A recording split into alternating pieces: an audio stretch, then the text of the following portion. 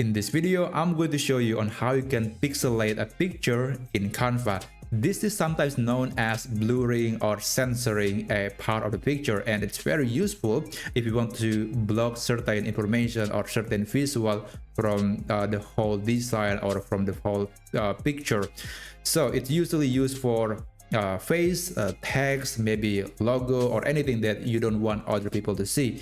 Now I'm going to demonstrate on how you can pixelate a part of the picture.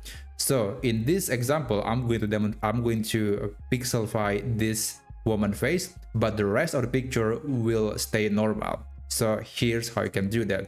First, I'm going to duplicate this picture. So I'm going to right click and then click duplicate. Now I'm going to put this second image, the copied version, the duplicated version, to be exactly in the same location as the original picture. And then we need to crop the area until it left to the section where we want to apply the pixelation. So let's crop the picture, and I'm going to do this like this, and I think should be enough. Okay, that should be enough. And do not move this face. You don't want to accidentally move the position of this face, because it's going to look weird after that. So you want to make sure that the image stays in place.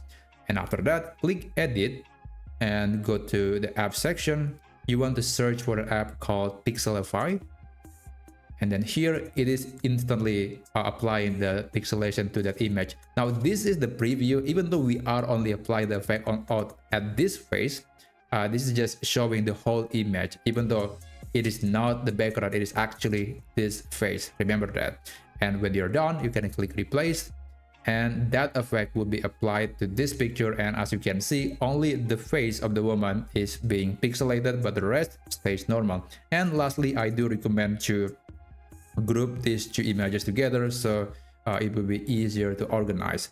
So there you have it. That's how you can pixelate a part of the picture in Canva. If you found this video to be helpful, please consider subscribing to this channel, and I'll see you on the next video.